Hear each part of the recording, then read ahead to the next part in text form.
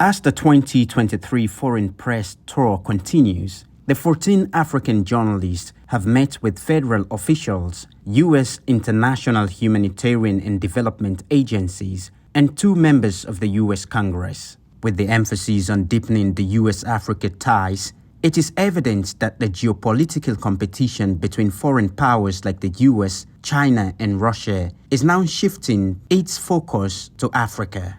Each nation is vying for greater influence on the continent. For instance, the United States and China already had presence in Sierra Leone. But just a couple of months ago, Russia also started making its way to the country as they now have a Russian house in Freetown. Like other U.S. government officials met before him, the Republican Congressman John James, chairman of the Africa Subcommittee on House Foreign Affairs, is of the view that the U.S. needs to do more in the areas of partnership and U.S.-Africa relations. Increasing U.S. engagement and engagement focused on creating mutually beneficial relationships with African nations is in the best interest of the United States of America and our African partners. Statistics show overwhelmingly the continent's population desires democracy, good governance, and adherence to human rights norms, values which the CCP and Russia, including other foreign countries, don't prioritize at all.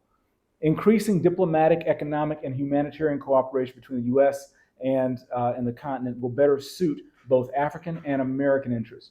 But we need friends.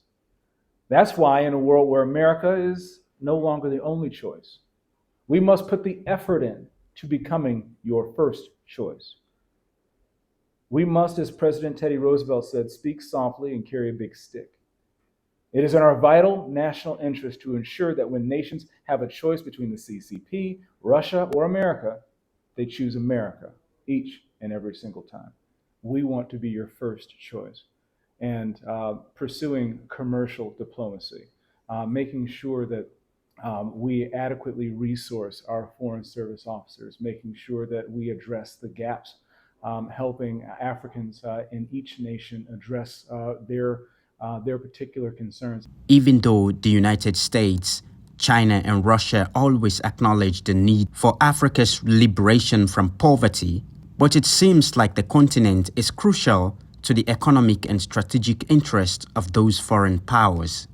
They have the biggest investments in mining, trade infrastructure, and wood logging companies, among others, that have been shipping raw materials and other resources out of Africa for years, being the major beneficiaries.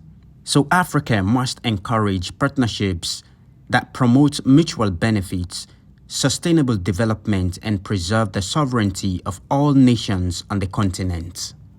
However, Democrat Congresswoman Sarah Jacobs, ranking member of the Subcommittee on Africa, admits that there is great power competition. Recognizes Africa's importance on its own because of its growing population, because of its young population, because of all of the amazing creativity and other things we see coming out of the African continent, and not only through this lens of great power competition. And I was part of the African Leaders Summit that happened in 2014 under President Obama, and I'm very glad that President Biden brought it back and we had another African Leaders Summit.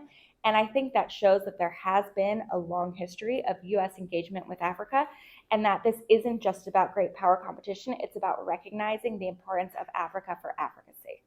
Many of you have probably heard all about the political discord here in the United States and how the two parties can't get along, and I hope that you take back with you that at least on the topic of U.S. engagement on the African continent, we have broad bipartisan consensus that this is a priority and this is something that we're both very committed to doing.